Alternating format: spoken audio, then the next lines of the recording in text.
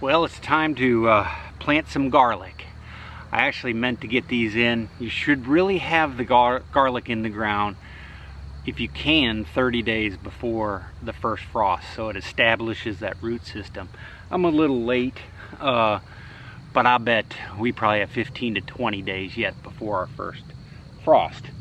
So my friend from Indiana, Matthew, I think at Little Way Farm, had sent me these. He grew these last year and had really good luck. These are hardneck variety garlic, so I was just going to put them in. I got two 4x4 garden raised beds, which I've put just some dirt, some good mulching, composted topsoil that I bought at Lowe's. Added a little trivecta, which is good for, comes in a bag, just kind of good for establishing a root system. And I'm gonna go ahead and put these in. You're supposed to put them in pointy side up, and about 3 inches in the ground, and then spread out about 6 inches, 4 to 6 inches really, between each clove. So in the thought process is you put them in October, November, and then in spring they'll be ready to harvest, probably late spring, probably early summer, late spring, maybe May or somewhere. We're in Tennessee, so probably around May here. The way you'll know that they're ready to harvest is the grasses or the stalks, whatever, they'll grow rather tall probably, and they'll just turn brown and fall over. That's when you know that they're ready to harvest. So these are the hard neck variety. There's soft neck variety as well.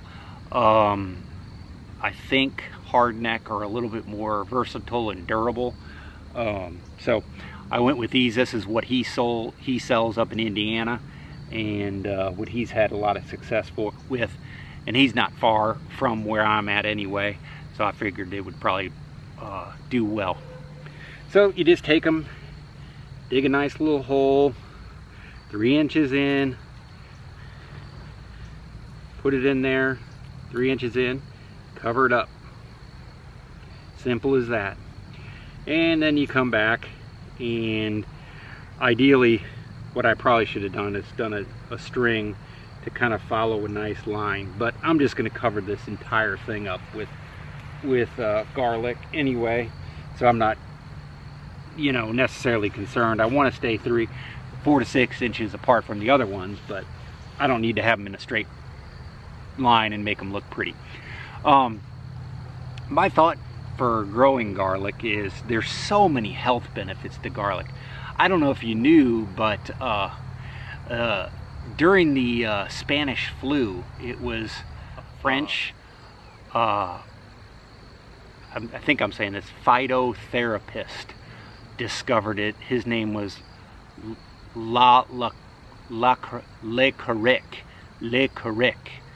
I think that's his name, Le Carric. Anyway, he was the one that discovered the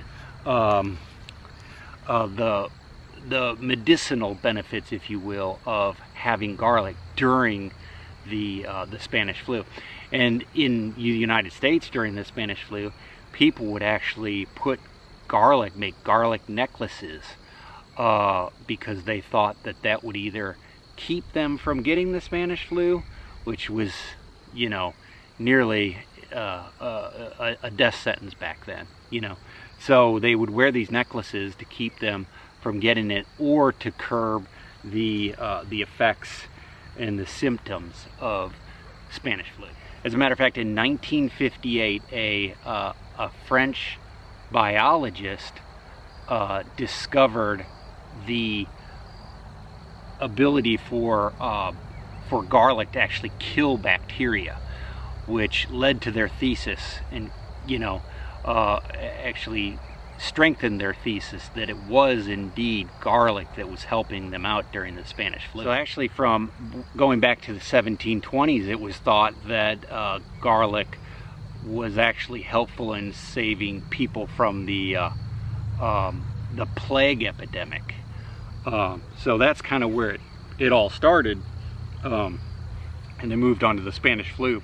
And then in World War I, it actually was credited for saving the lives of lots of German soldiers, because, you know, they were injured on the battlefield, and instead of getting a bacterial infection, they used garlic to essentially keep that from happening. So it saved a lot of lives in World War I as well. So garlic is just one of those things that probably everybody should have in their diet if they can. It's really, really useful, and from a medicinal standpoint, and it actually tastes good. You know, you can garnish it with things, cook different dishes with garlic. It's just really, really versatile vegetable, root crop, I guess, if you will. So the primary antibacterial properties in garlic, gunshot or something, are its organ sulfuric compounds, which are the properties that help fend against infection. Particularly a property called allicin, A-L-L-I-C-I-N. So when raw garlic is crushed or chopped, it produces a property called allicinase, converts alanine into allicin, which allicin is the common property, like I said, that is the anti-infectious property. So if you're looking for a root crop that's easy to grow, that's going to have medicinal qualities that are like no other, then it has to be garlic. Garlic has to be on top of your list. Plus, it's easy to grow. You know, you just kind of set it and forget it. So I'm going to go ahead and put these in here, kind of show you. I've put that one in, but so you want to do them 4 to 6 inches apart with that, you know, the pointy top pointing out, because this is where the stalk will grow from. 3 inches down. We'll cover them up. I'll get all this in here. You can kind of see. I got a whole box full, but I'm just going to get this into this bed here real quick, and then wait around till next spring, and I'll have tons of garlic. My wife will be saying I smell like garlic.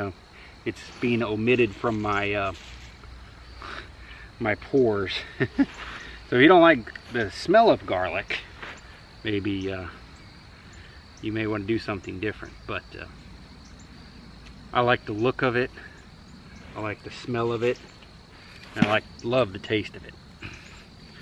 So get you some nice loamy soil like this.